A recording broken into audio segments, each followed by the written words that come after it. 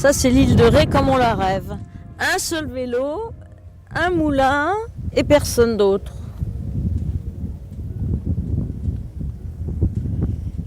Et puis là, ce qui est très joli, c'est le reflet.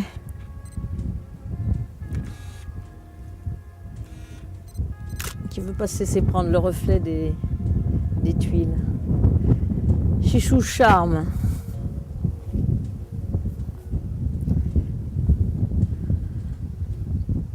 Finalement, je regrette de ne pas avoir d'enfants parce que j'aurais bien aimé leur apprendre à avoir le don d'observation. C'est pas tout de suite qu'on remarque les choses. Oh oui, j'aurais bien aimé expliquer ça. Apprendre à voir. Et puis là, en revanche, chez Tôte Moulin et ce plan, là c'est mieux.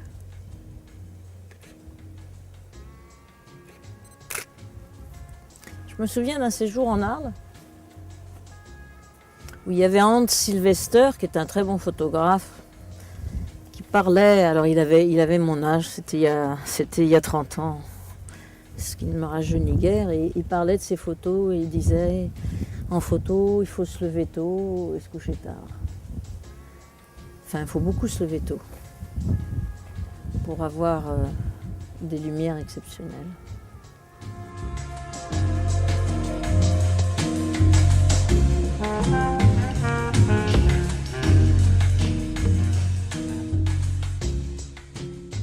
C'est une abbaye donc cistercienne et c'est la fierté de la flotte en Ré. Et c'est vrai que c'est très très très original. Alors quand on rentre, il y a quand même une certaine... c'est assez grandiose quand même. Quand on rentre, c'est vrai que cet arc de cercle là-bas, qui ne vaut peut-être pas un arc de cercle, c'est pas un arc de cercle d'ailleurs, c'est un ovale. Ça c'est classe. Puis là aussi.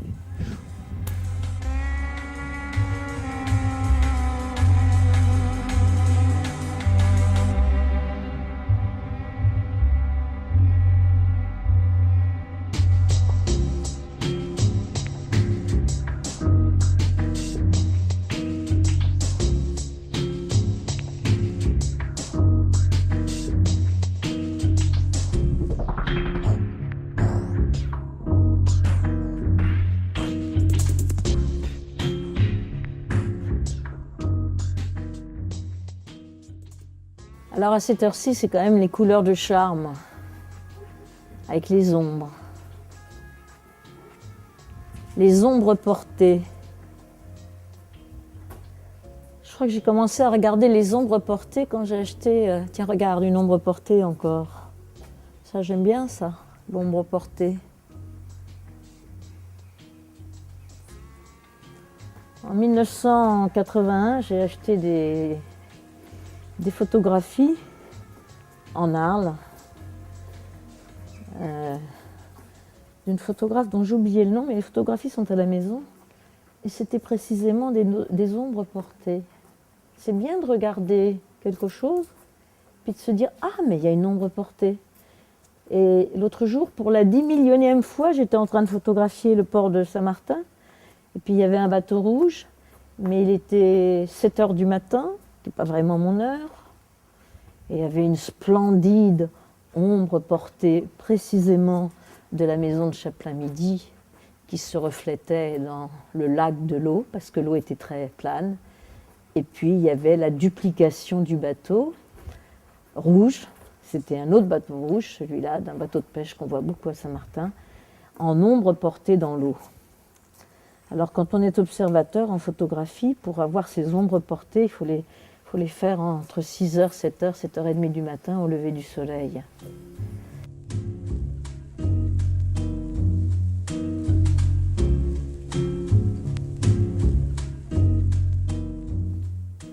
Il y a la petite ruelle ici qui est jolie. Alors tu vois, même le plan, là, ce serait plus le même. Ils ont repeint dans une autre couleur et puis ils ont gardé cette nature. Mais avant, on voyait complètement la maison carrée, comme une maison de poupée. C'était ça qui était joli. C'était comme si c'était une maison de poupée. On ne fait jamais la même photo. Jamais, jamais, jamais.